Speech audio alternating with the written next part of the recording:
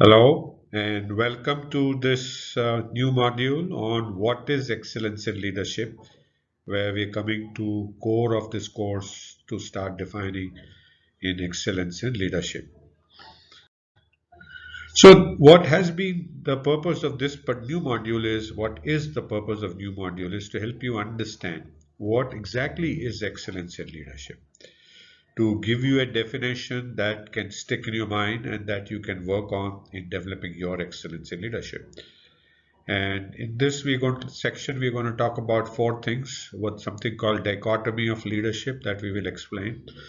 Then we will look at what are the current views on excellence in leadership, right? So what do you find if you go around, do your favorite search on Google? What is it that you find? Then there is a very interesting view of Klaus Smaller consulting view that we will share with you. And then finally, in our own words, we will simply state what is excellence in leadership that can stick in your mind that you can work on. So that's the purpose, that is the plan for this module. So let's start in this lecture of discussing dichotomy of leadership and current views on excellence in leadership. So the whole question that we are going to answer is what is excellence in leadership in this lecture, right? So what do you think is excellence in leadership? What is your thinking? Any thoughts? Let's start with defining the dichotomy of leadership. You know, any excellence is a journey, as you and I know by now.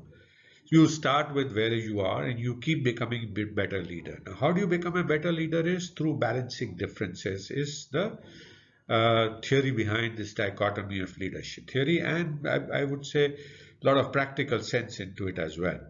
So what are these differences that you need to manage? Because if you have to be on one extreme, it doesn't require much effort.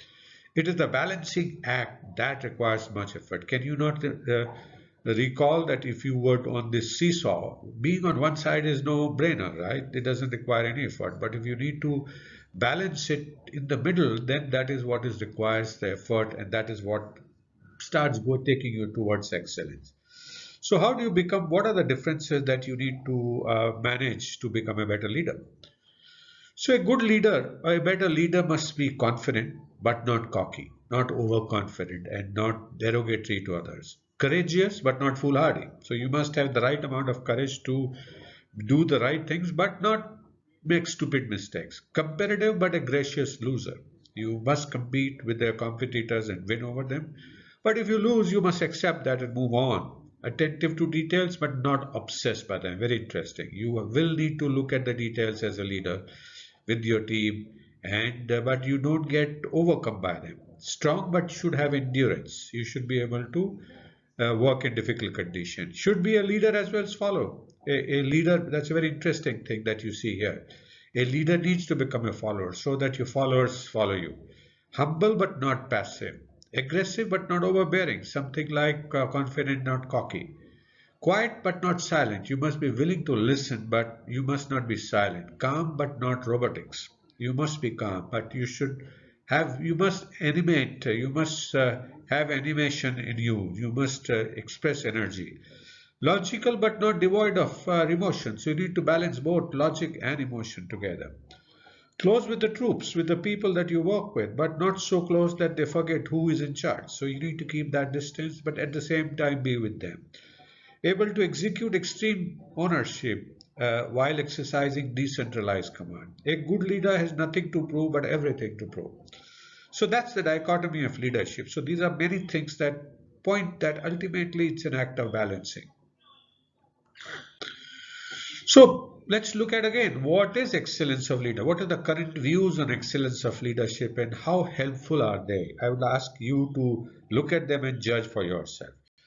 So when I searched, I found this as one of the things that talks about excellence in leadership, leadership excellence. It talks about everything that is right: vision, communication, tone setting, giving feedback, self-management, coaching, development, decision making, courage, innovation, planning.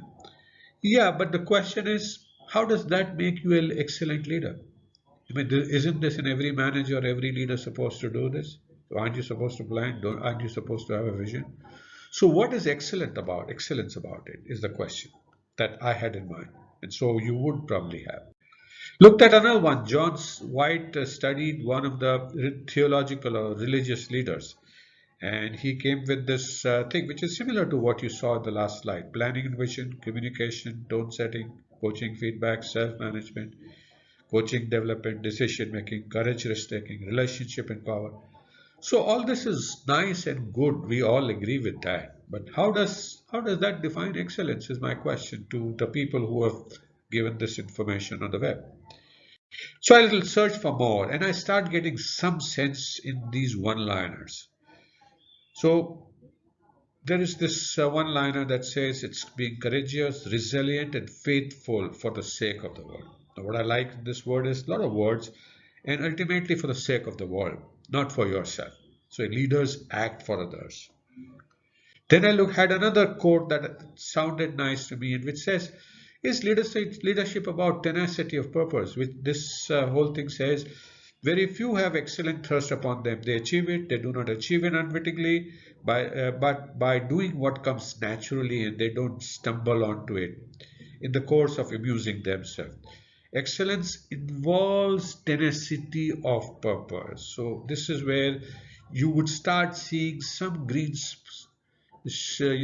sprouts or green shoots about what is excellence in terms of. And the first pointer is it tenacity of purpose? An excellent leader would stick on, would be tenacious to achieve the purpose, right? And that starts sounding good to me.